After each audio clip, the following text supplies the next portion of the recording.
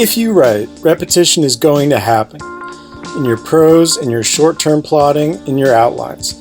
The question is, do you let it happen to you and your work, or do you harness it? I'm Matchstick, and this is me talking about creative writing. Now, I edit with a fine-tooth comb, and one thing that I always took out, for years if not decades, were repeated words. Too many uses of any given word was a no-no, except for articles such as the, and writing specific words like said, for obvious reasons. However, eventually I came around to the understanding that repetition can be a stylistic tool. One example would be to differentiate dialogue and prose. I still root out repetition in my description because I consider that to be what I'll call my language. This contrasts with dialogue, which I consider a character's language. If you're trying to mimic actual speech patterns, repetition is a must.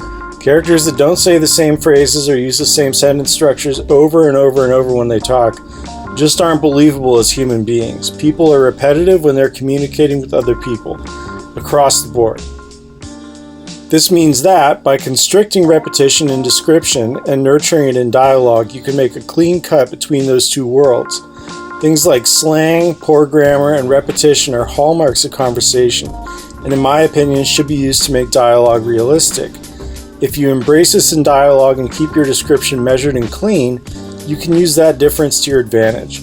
If you're using an omniscient narrator or a narrator that is more of an observer, this can be especially effective. The caveat here is a deeper first-person narrative, in which you may want to keep things more similar to your narrator's dialogue. In a more zoomed-out sense, repetition can easily occur in prose structure.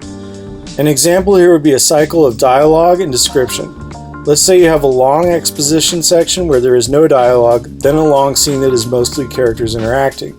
There's nothing wrong with that, but if that's the only pattern you have going on, a reader might get bored. You might try switching it up by having characters talk while doing something important to the plot, letting the reader put together exposition through actions while people are talking.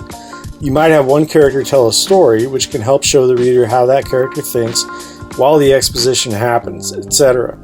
Even that can get repetitive, for example, having action sequences, then a character tell a story, then exposition, rinse and repeat. But shaking things up in a structural sense is healthy. Repetition, or lack thereof, in structure is something to keep in mind. The repetition in plotting is something that will happen, whether you want it to or not. An understanding of its role in plot is again something you can use as a tool.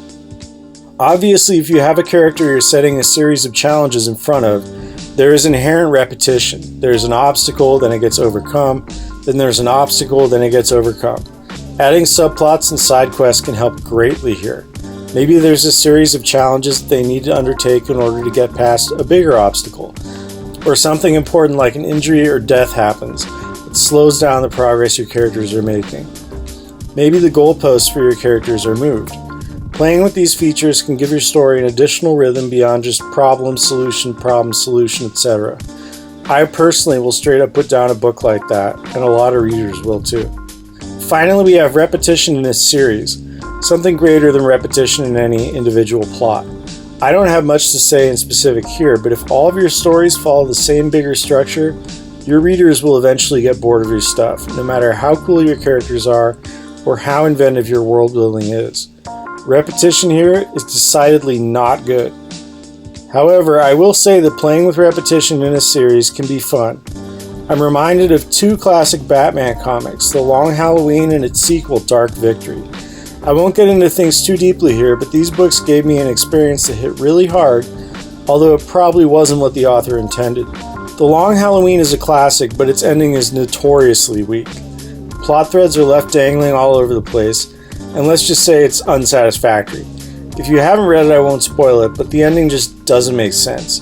So I went into Dark Victory, which has the same writer and artist, not expecting much besides atmosphere, world building, and cool characterization, which The Long Halloween had a ton of. However, when I got to the end of Dark Victory, there was actually a very solid twist ending, which again, I'm not going to spoil, but holy shit, I was completely blindsided. And that twist hit a lot harder than it should have because I wasn't expecting a good twist.